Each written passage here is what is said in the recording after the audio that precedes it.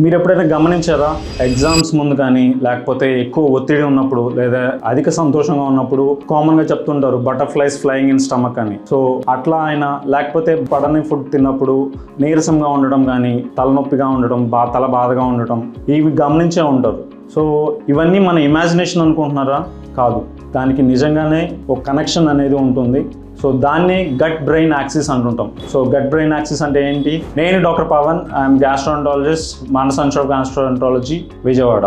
So మన పేగుల్లో కొన్ని కోట్ల నరాలు, ఒక ఎంట్రిక్ నర్వస్ సిస్టమ్ అనే ఒక సమూహం ఏర్పడుతూ ఉంటుంది. ఈ నర్వస్ సిస్టమ్ ఎప్పుడు కంటిన్యూస్గా బ్రెయిన్తో కమ్యూనికేట్ చేస్తూ ఉంటుంది. సో దాన్నే గట్ బ్రెయిన్ యాక్సిస్ అంటుంటాం. అంటే ఇక్కడ ప్రాబ్లం వస్తే వెంటనే దీనికి కమ్యూనికేట్ చేస్తుంది, బ్రెయిన్లో ప్రాబ్లం వస్తే ఇంటెస్టైన్కి కమ్యూనికేషన్స్ ఎప్పుడు కంటిన్యూస్గా జరుగుతూ ఉంటాయి. సో అందుకనే మన ఇంటెస్టైన్లో ఉండే సిస్టమ్ని సెకండ్ బ్రెయిన్ అని కూడా అంటుంటాం.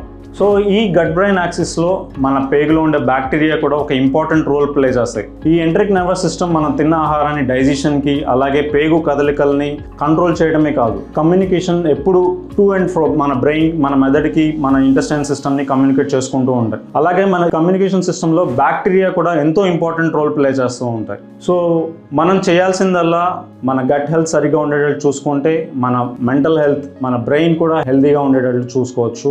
ఈ గట్ బ్రెయిన్ యాక్సిస్లో డిస్టర్బెన్సెస్ రావడం వల్ల ఎన్నో రకాల సమస్యలు, అంటే ఇరిటబుల్ బౌల్ సిండ్రోమ్ అంటుంటాం, లేకపోతే బ్లోటింగ్, పొట్ట ఉబ్బరం కానీ, క్రానిక్ డయేరియా అంటే లూజ్ మోషన్స్ కొన్ని సంవత్సరాల తరబడి అవుతూ ఉండటం. వాళ్ళకి చెక్ చేస్తే అన్ని రిపోర్ట్స్ నార్మల్గా ఉంటాయి, కానీ వాళ్ళకి సమస్య లోపల కాదు, అంటే బ్యాక్టీరియా, ఈ gut brain axis disturbances.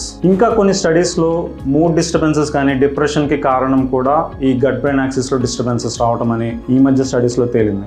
So ఫైనల్గా మన తలలో ఉన్న మెదడు సరిగ్గా ఉండాలి అంటే మన పొట్టలో ఉండే పేగులు కూడా ఆరోగ్యంగా ఉండాలి.